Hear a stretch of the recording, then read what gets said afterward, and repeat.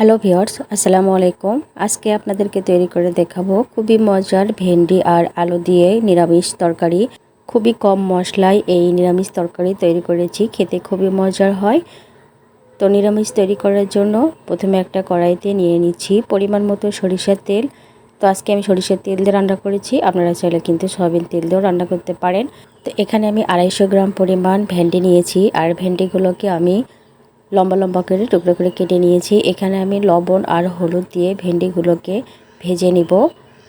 তো ভেন্ডিগুলোকে আমি কিছুক্ষণ ভেজে নিয়েছি। যখন দেখবেন ভেন্ডিগুলোর মধ্যে কালার চেঞ্জ হয়ে এসেছে আর একটু ভাজা ভাজা হয়ে এসেছে, তো ভেন্ডিগুলো আমার ভাজা হয়ে গেছে। এখন আমি ভেন্ডিগুলোকে উঠিয়ে নিচ্ছি।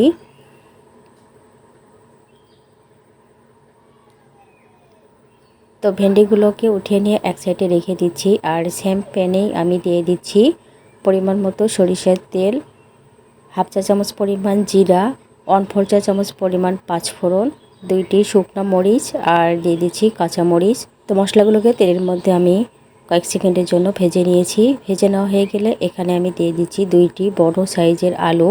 তো আলুগুলোকেও আমি কিছুক্ষণ ভেজে নিব। তো এখানে আমি লবণ দিয়ে দিচ্ছি আলুর মধ্যে, এতে করে আলুটা দ্রুত কিন্তু সিদ্ধ হয়ে যাবে। তো আলুগুলো আমার ভাজা হয়ে গেছে, দেখতে পাচ্ছেন আলুর মধ্যে কিন্তু কালারটা চেঞ্জ হয়ে এসেছে। তো এই পর্যায়ে আমি কিছু মশলা অ্যাড করে দিচ্ছি। এখানে আমি হাফ চা চামচ পরিমাণ মরিচের গুঁড়া, হাফ চা চামচ পরিমাণ জিরার গুঁড়া, হাফ চা চামচ পরিমাণ ধনিয়ার গুঁড়া, আর হাফ চা চামচ পরিমাণ আদা রসুন বাটা দিয়েছি।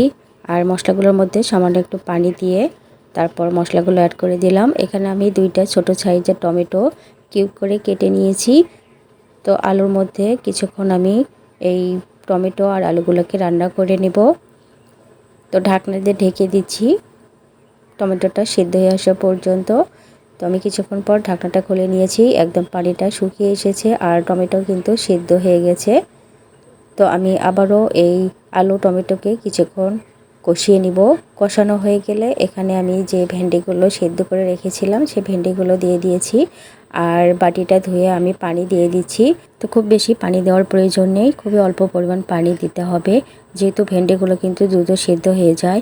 তো লবণটা চেক করে আমি এখানে লবণটা দিয়ে দিলাম, দিয়ে ঢাকনা দিয়ে ঢেকে কিছুক্ষণ রান্না করে নেব। তো আমার রান্না হয়ে গিয়েছে। এখানে আমি দিয়ে দিচ্ছি ধনিয়া পাতা কুচি। তো ধনিয়া পাতা কুচিটা দিয়ে সবজির সাথে ভালো করে মিশিয়ে নিয়েছি, আর এরকম মাখা মাখা অবস্থায় আমি চুলা থেকে নামিয়ে নিচ্ছি।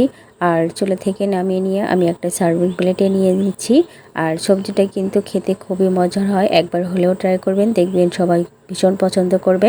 আর এই সবজিটি রুটি, পরোটা বা গরম ভাতের সাথে খেতে খুবই মজার হয়।